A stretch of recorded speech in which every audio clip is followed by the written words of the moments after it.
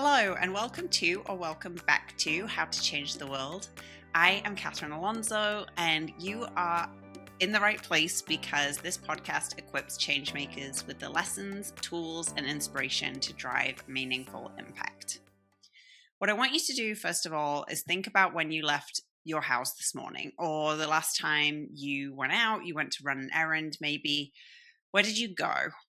How did you get there? Did you drive or walk? How long did it take? What did you pass along the way? Did anything go wrong? Did anything slow you down? It's really easy to do things like this every day and not really think about everything that goes into the things that shape our communities. But every part of that experience is really shaped by how your community is set up and the thousands and millions of small decisions that go into things like the roads, the buildings, the distance between things, what is allowed to be built where. The way our communities are designed shapes everything. Whether we can afford to live there, whether we feel connected or isolated, whether we have access to opportunity, even how sustainable our cities are and how equitable our cities are. A lot of the conversation when we're talking about communities focuses on what we need: more housing, better transit, stronger communities, but far less attention goes into the thousands of small details that shape those outcomes. The policies, zoning rules, planning decisions, what shapes the choices that are made by the people that are running wherever you live, your city, your town, your state, your country. The work of today's guest centers around those decisions. Nick Martell is a city planner and educator dedicated to sustainable urban planning. Nick works on zoning, land use, and community development here in Arizona, but is just about to make the move to California to advance his work there and has helped lead major planning efforts. He's worked on zoning reforms and tools that make it easier to expand housing and housing choice, but really is focused on this question: how do we make our communities sustainable, equitable, and make sure that the next time you leave your house to run an errand, it is a pleasurable, easy experience? And perhaps the most important thing to know is that when he's not thinking about work, he is constantly thinking about how to slam dunk a basketball, even though he may not be able to do that. Nick, welcome to the podcast. Thank you very much for having me. It's not often that people want to hear a lot about urban planning, so I'm really happy to talk about it. Well, the crazy thing about that is I think you're probably right about that, but it shapes everything, right? It shapes like our work and our experiences. And anytime that you leave your house or even stay in your house, your day-to-day experience is shaped by urban planning. So I'm kind of excited to peel the layer back and dig into you with this. But first of all, I need to know more about this basketball situation. So have you previously been able to slam dunk a basketball and you just can't now, or what's going on there? Okay, I did it one time. And so it was like one of those things where it was the perfect scenario. I was running toward the hoop and then like the ball rolled off the front of it and I came in and I dunked it. So I can officially say I did, but I was also like 27 back then. And so I'm never going to be 27 again unless we do some aging science really quickly, and maybe that will be one of your next guests, and you can hook them up with me, And then I can I'll relive that moment, and it'll be like my high school story of like, oh yeah, I was an athlete in high school and now I'm not, but yeah. Well, I like the way you described it. I could sort of visualize it like a scene in a movie. It's just this perfect moment. And you have that. You can hold on to that forever. Yeah, I think I was in slow motion for part of it. As all the best moments in life are. So, Nick, how would you explain your job and the focus of your work to a 5-year-old? So this is something that we often do in urban planning is we do explain. So when we're doing community meetings where we're asking people about a certain project or what they want to see in their neighborhood, sometimes children do show up to those meetings. So we like to ask them, what do you like about where you live? What do you like when you walk out your door? What don't you like? What would you like to see? And what do you think your neighbors would like to see? And a lot of times that helps them kind of get, I like to see a park. I like seeing dogs outside. But it also helps them get to the point where they can start recognizing positive things in their communities and what they look like. And so I would tell a kid, um, urban planning is what we built, what your neighborhood looks like, what your house looks like, and what it looks like when you're going to the store or going to the library or going to the park. Then they can kind of visualize kind of the aspects of community that they enjoy. And Nick, what motivated you to get into urban planning? What was your journey to where you are now?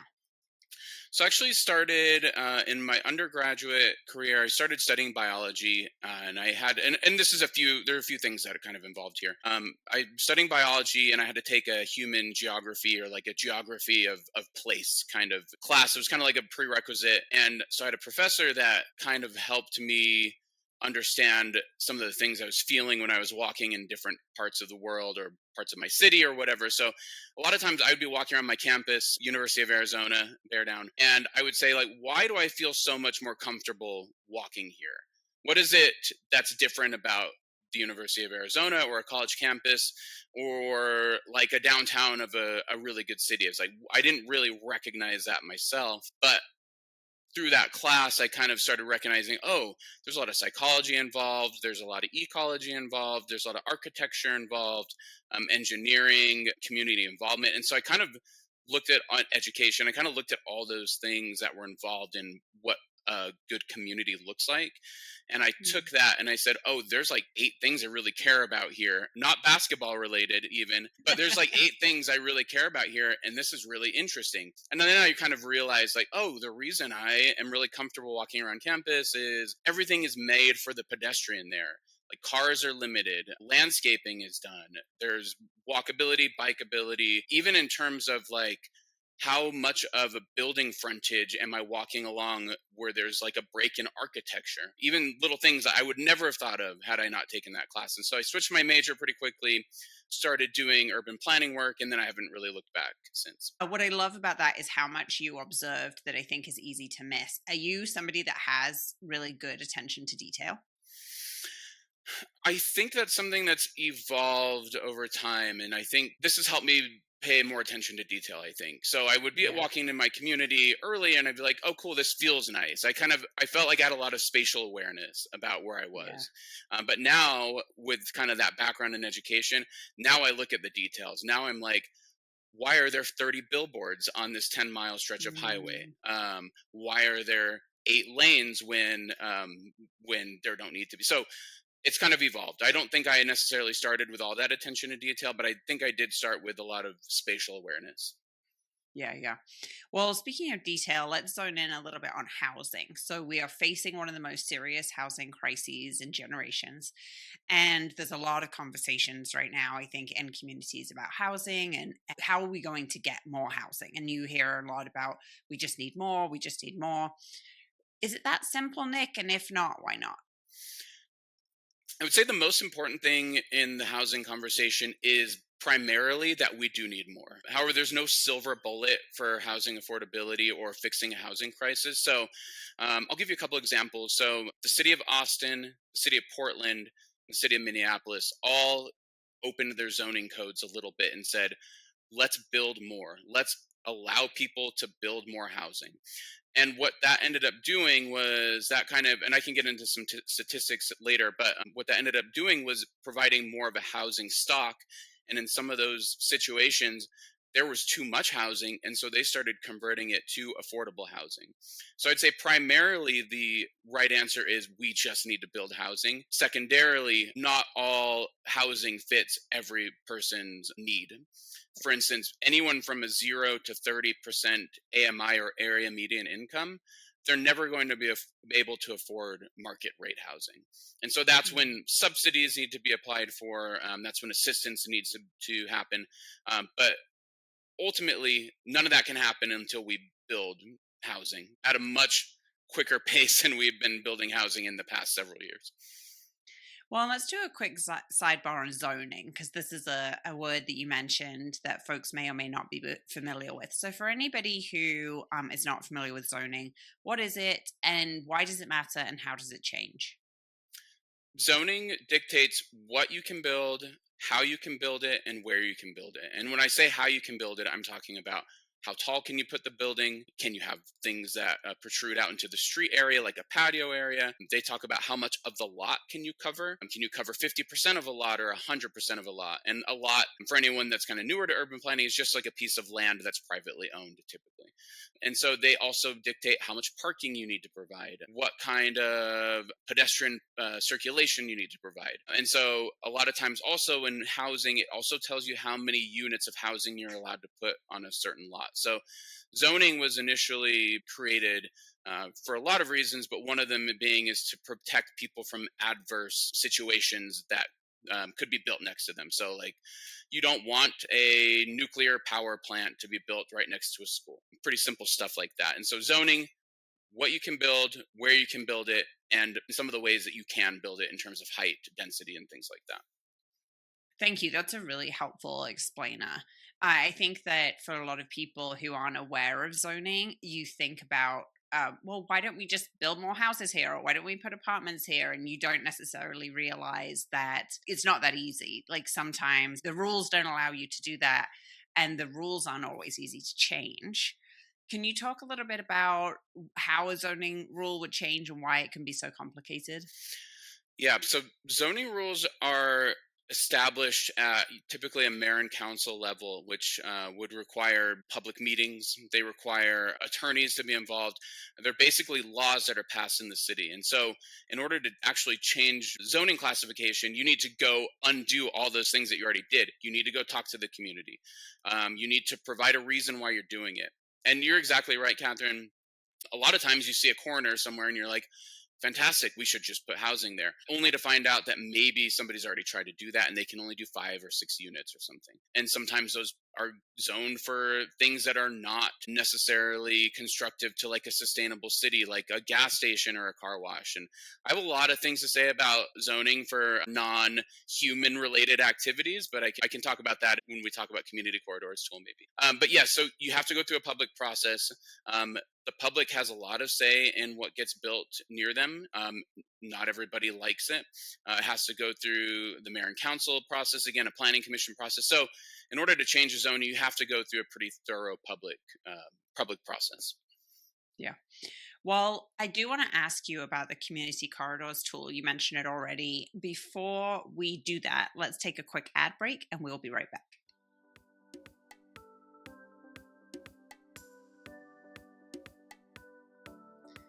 The world can feel so overwhelming right now, and that it is impossible to make a difference.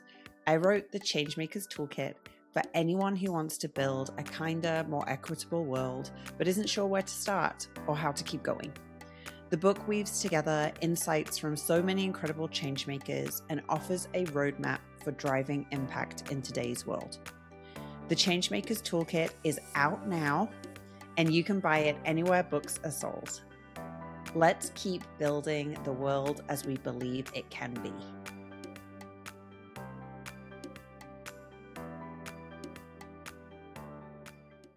So, Nick, the community corridors tool is something I know you've dedicated a lot of time and energy to. In a nutshell, what is it? So I'm glad you asked the question about zoning first, Catherine. So zoning dictates what you can build, where you can build it. A lot of the time in our current zoning, we have a lot of arbitrary rules. A lot of zoning standards have been set up 20, 30, 40 years ago. So city of Tucson has some zoning standards that have not been changed since the 1980s. The 1980s are a very different time than we're living in right now. And so when I talk about the community corridors tool, I'm talking about relaxing some standards that have typically become barriers to building good urbanism. And what I mean by that is our zoning code has produced what you see outside right now. And I know the city of Phoenix is fairly similar to the city of Tucson in its zoning. But if you walk around Tucson right now, you'll see a parking lot, you'll see a car wash, you'll see a lot of gas stations, you'll see a lot of fast food. Those things are not inherently negative, but our zoning code makes it easier to build those things than it does to provide things that the community definitely need, like housing. And so the community corridors tool is aimed at kind of getting at some of those zoning standards that have adverse effects on the community. And what I mean by that is right now, let's say I talked to somebody a couple years ago. They wanted to build a 20-story apartment complex in a downtown area. We looked at zoning, they had the zoning for it, but we also saw that it would have cast a shadow on a historic neighborhood during part of the day. Zoning dictated that they could only build 1 or 2 stories of that. When we talk to developers and we talk to people that are actually building housing, a lot of the times we don't see that those projects pencil, which is a word that developers use to say that they're not going to make any money off of building something unless it hits 4 or 5 stories. The city of Tucson just did not have a lot of available lots for those 4 or 5, 6-story apartment buildings, which would put a dent in our housing crisis. And I could talk about this a lot, so feel free to cut me off. But we did some studies about a housing need in the city of Tucson, and we came up with some really staggering results. And this is through Eco Northwest. They kind of helped us out with a lot of this data. We found that we're about 35,000 housing units short in the city of Tucson alone. 35,000? Yeah, and Wow. 35,000. Do you want to guess how many we built? How many we permitted last year? Any guess? Oh, You don't have to guess. I can just tell you. no, I'm really scared. Yeah, It how was like a many? couple hundred. Yeah, it was Ooh, low. So I'm not a mathematician, but it would take a long time to get to that yeah, 35,000. yeah, a long time. So we are finding ways. So we did a give and take with the community. We said we're going to give a developer more opportunity to build more units, lower or raise residential density allowance, which is how many lots you or how many units you can put per acre. And then we said, but what we're going to give you is we're going to tell them they need to do wider sidewalks along the right of way. They need to do more public open space. They need to make sure that they're doing privacy mitigation to the neighbors and that they need to do something basically for the public. The city of Chicago does a really good job at that. Like if you're going to build a building there, you have to provide a public amenity. City of Tucson did the same thing. We said, we're going to allow more units, but we're going to give you something back. So basically, it is taking those adverse zoning codes that have been a barrier to a lot of really good development and cutting through them and saying we're not necessarily going to rezone the whole city, but we're going to make it along our corridors, which are our important streets in Tucson. If you've ever been to Tucson, it's just a lot of them are really wide roads. They don't really support a lot of walkability. We're going to transform these public roads and then we're going to make them better for people to live, basically. So decreasing zoning standards, increasing community benefit, I would say. I love that. And Nick, for this kind of initiative to truly see how the community looks change, that takes time. Mm-hmm. So how do you, as somebody that's working on this day in, day out, how do you stay motivated and how do you know that you're moving the needle when it really does take a long time to reach that end goal? Yeah, and that's a really good question that a lot of planners I think struggle with. And for me on a personal level, not speaking for anybody else, every time I'm walking down a sidewalk and it just ends and I end up in a road, I'm like, I'll wait. I can wait for that to be fixed. So like I want it fixed now, but I know that the process is it's going to take a little bit longer. So I think it's one, being in touch with your community, saying like, I do care about this. I do want to see something happen. I do know that it's going to take a long time to fix it. And then for me, the other thing is separating my personal life from my job and saying, this is something I'm going to work for. I'm going to work for this 40 hours or sometimes more a week to fix this. And then I'm going to go and I'm going to enjoy my community. And that really keeps me grounded because I could just sit there and think about urban planning all week and just get frustrated and move to Amsterdam. I don't think they'd take me, but I would just like move to Amsterdam or whatever. But yeah, if anyone from Amsterdam's listening, then hook me up. But or I could say at some point somebody in Amsterdam thought the same thing about their community. They did not always have like a bike friendly community. And then they took decades to fix it and now it's a lot better. So just looking at small and then taking the wins. Like if you get something small done, that's a win. Take it, accept it, celebrate it, live it up, and then go home and enjoy your community, I would say. Yeah. I'm so glad you said that about Amsterdam and knowing that it takes time. So, one of the huge things I've learned from talking with incredible change makers like yourself is that it's really important to have a vision for what you want your community to look like, and then knowing that it takes time to get there. And I think you're right. Amsterdam was not always the place it is today. I'm curious, what is it specifically about Amsterdam that's kind of your gold standard? Um, I would say a lot of it is mobility there. Um, Yeah. Tucson was second in pedestrian deaths last year, only to Albuquerque. When you go out in our streets, driving, walking, biking, otherwise, you can feel how dangerous it is. And so Mhm. Amsterdam, I was talking to somebody. We were there on a trip a couple years ago. We were talking to a local, and they're like, the craziest thing that happened this year was a guy got drunk and he rode his bike and he fell off his bike and he broke his leg, and like that was like a huge deal. And I'm like, oh, the I'm not even going to tell you what I said, but the craziest thing I've heard the craziest thing I've heard of in our streets is way different from that. So I would say their mobility, the way they can get around, how safe it is when you're getting around. I think that's kind of the gold standard there. Yeah, yeah, yeah. Tucson's built a little bit differently, and U.S. politics are a little bit different. But that doesn't mean we can't make big dents and big problems either. Right, right, right. And I think that it's so important to remember that any incredible achievement that has occurred through the course of human history started with somebody thinking this is the way it should be. And so it's really easy, I think, to look at walkable, dense, mobile communities and feel like you're really far away. But it can be really good to actually flip that and think, no, that's what we're going to be. That's what we're going to make it. But it takes time, but it takes commitment too. Yeah, I agree. Yeah. So let's talk a little bit, Nick, about people. Who's the most affected by these kinds of policies? We're talking about zoning, we're talking about mobility, how our streets are set up, how our communities are organized. Who is impacted by those kinds of decisions and policies?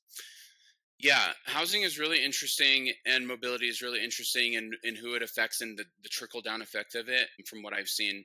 So I think when we're talking about big community changes, the zero, and I'm talking about people like I'm talking about AMI, but I think it makes sense. But so area median income, I brought up a little earlier. People that make $0 a year to people that make 30% area median income.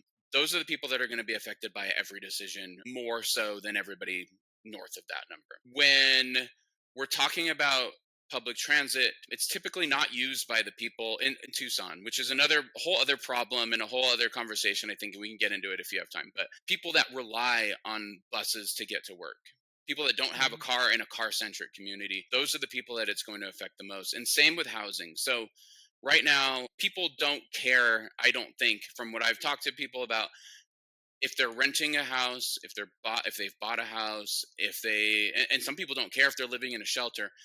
People first and foremost need to be sheltered, and that's good for everybody. That's good for the people that want to take their kids to a park. It's good for people driving around. It's good for people that need shelter.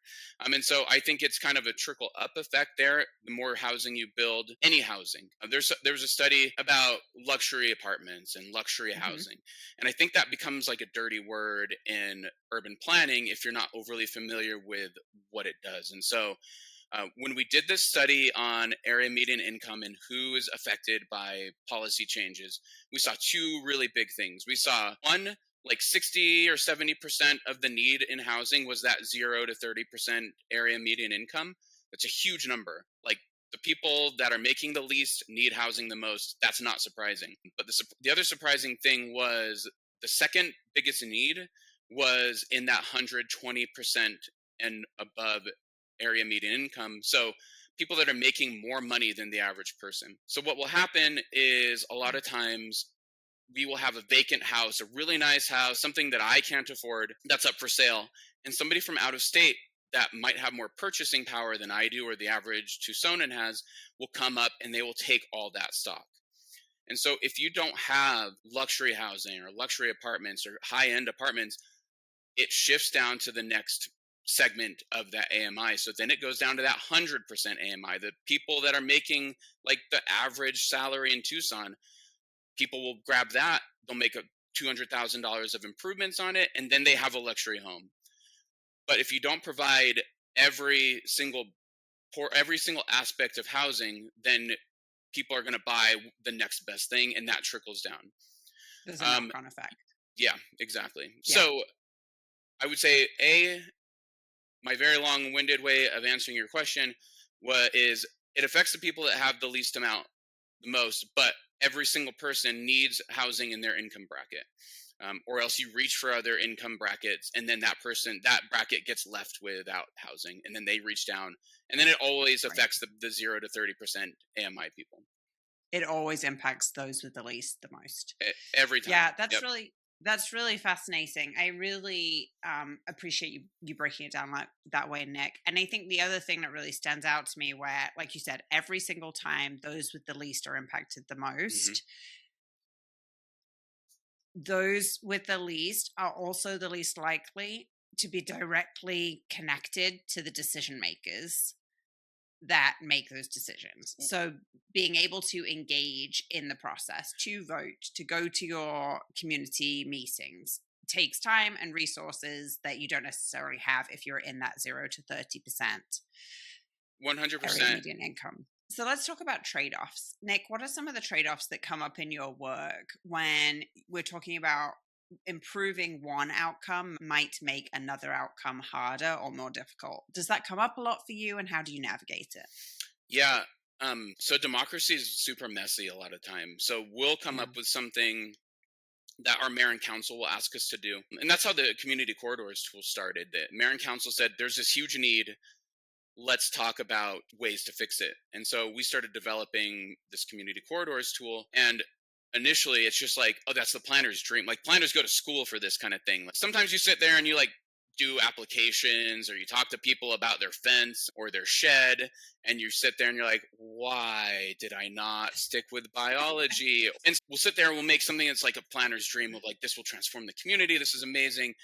And then you take it to the public, and then you take it to the public, and you keep taking it to the public, and before long it gets stripped down, you lose a couple things. And so for me, it's kind of changed the way that I look at interactions with people when you're having like a political conversation. And to me, I think planning has shaped my brain to have political conversations in the way of like, what can we actually get done that we can get done because we can get people on board with it. A lot of these conversations, we water down a lot of things in planning because the community has different perspectives than we do. And that's what we're there for. Like, we're not just there centrally planning something. It's not our kind of government that we have. But a lot of times you do have to do a give and take. I'll give you an example for community corridors tool. We talk about public input when it comes to individual buildings that are being built in a city. And on paper, that sounds fantastic. It's like, oh, great. You get all the neighbors involved. You get everybody in there to kind of piecemeal something together. And it is good. But that doesn't necessarily mean everybody is there with good intentions. It doesn't even mean everyone's there from the neighborhood in which the building is going to get built. And so a lot of times people say we want more public notification, we want more involvement. But when I say by right, if you're building something by right, it means you have the zoning to do it, and it means you legally can build it. And so a lot of times people want input on something that is rightful in the code, in the zoning codes, in city codes. And so people will always want to expand their input. Community corridors tool, we were not going to provide the public input on projects unless they reach a certain threshold. If they were really big, like a mall, a big apartment area with like a mixed use corridor, like restaurants, bars, library, whatever, that would be like a more public input thing. But if you're talking about a corner lot on a major intersection, typically we don't have the public provide input on that because they have a right to build something per the zoning code. But that's one of those give and takes. They wanted it. And so we said, we're doing all these things. We'll give you public input on this. It's not necessarily the best way to build something, but it does show that you're listening to people and that you get some public trust out of it. And I think that's kind of the big thing. I know that people knew that I was listening to them. It doesn't mean that they ended up exactly how they wanted it, and it doesn't mean that I ended up with exactly what we wanted. But anytime you're building more density, you have to think about what your streets, what your neighborhoods, what water can support, what Tucson Electric Power, which is our power provider here, what it can support. And so you also need to think about those things. And that's all part of the planning process. And that's why it's always fluid, even after something is built. Yeah. Yeah. Yeah, I think that's a really important point to think about. You're trying to do certain things, you're hurtling toward final goals, but you can't ever lose sight of what is the impact here. And somebody told me recently, every time you solve one problem, you create another. And I think that that is very relevant in social change. But Nick, if the work that you're doing succeeds, what does an American city look like in 10 to 20 years from now? And what are the major differences to some of the cities that we've become accustomed to right now? Yeah, I love that question, because that's something. It's easy to plan something without thinking about how it's going to connect to the larger community at whole. But for me, part of the community corridors tool was to allow people to decide how much parking they need to put on a lot. And you live in the Phoenix area, anytime you drive by a mall parking lot or like a strip mall parking lot, it's a sea of asphalt in a desert city, a lot of empty spaces, and you don't see a lot of people walking around with a purpose of enjoying their surroundings. Like if I'm walking past a strip mall and I'm not going to that strip mall, my only thought is I would love to get away from this strip mall and like go to a neighborhood or Yeah. something. And so I'm hoping that the community corridors tool, one of the gives to the community was expanding the width of sidewalks. It sounds small, it sounds fairly insignificant, but per accessible code, a sidewalk needs to be at the very least 4 feet. We're telling people if you're going to utilize the community corridors tool and expand your building footprint, you need 8 foot sidewalks. You need shade along those sidewalks, and you need a community aspect. You need a community open space around that area. We're also telling them you can't set your building back 80 feet like we're used to. We find like psychologically, people do not want to walk along a street where to the left of you is a car going 80 miles an hour, and to the right of Yeah. you, there's a building in the distance, and then everything in between you is cars that are probably going way faster than they need to go. So, my hope is you're walking down the street, you have a wider sidewalk, you have more shade, you have fewer parking spots, you have more people willing to walk to a place than to drive to a place, you have people that are out and about because they can afford to be out and about, and you have the comfort of a building closer to the road which provides you a shelter, which people desire when you study psychology of planning. And so you have a more protected environment. You decrease the need for a car, you increase the capacity to walk and to walk comfortably, and then you start putting a dent in that housing crisis that we have, and more Mhm. people can participate publicly, and then it kind of just like blossoms on its own. That's a very idealistic way of thinking. So I think within the next few years, hopefully we see small bits of that here and there. It'll Yeah. be disjointed, but it has to start somewhere. So I think those are like the four big things. Yeah, you have to start somewhere. Like we said, it's really important to have that vision for where you're going and to give yourself the time and the space and the patience to know that it takes time. But without a vision of where you're ending up, then you're just going to be stuck in the same place that you are now. Yeah. Well, Nick, I'm so grateful to you for joining us today and for letting us sort of peek behind the curtain of everything that goes into urban planning and how our communities are shaped. I think it's one of those things that can sound kind of dull or inaccessible, but it actually shapes our entire lived experience. And so I'm really grateful to you for sharing some of the secrets that go into it. Before we finish, I have some speed round questions for you. So, first of all, I'm curious, what is a great book that has informed your change making? The Walkable City by Jeff Speck, really in depth look at what a walkable city looks like. And he was an urban planner for decades, in a lot of different spots. And so he's been around the country, been around the world, seen a lot of different things. He even gets into what one shade tree provides in terms of cooling compared to like an air conditioner unit. It's really interesting. Oh, wow. But Jeff Speck, A Walkable City, fantastic book. It'll just make you change the way that you look at your surroundings if you're walking in a neighborhood or a city. I love it. And who is one change maker that inspires you? Being a local government person, I have to go with like local government people. But there are some cities that are doing fantastic work.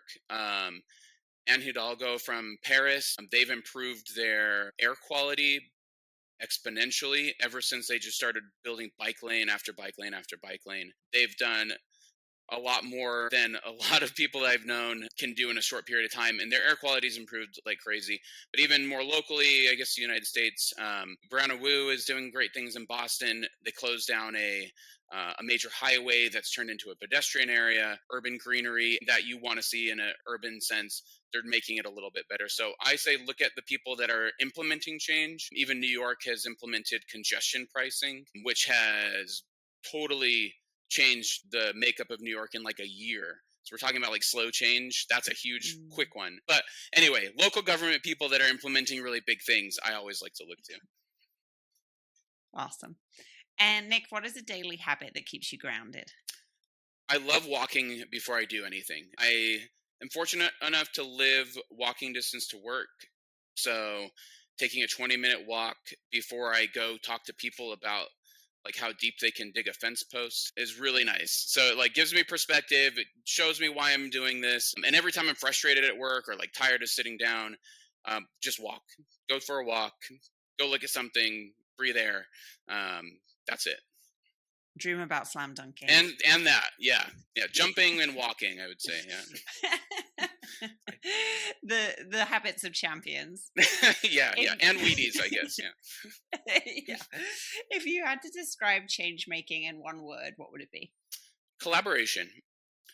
Nothing gets done without you collaborating with a bunch of different perspectives, and that's just part. You have to do it, and there's no change without it.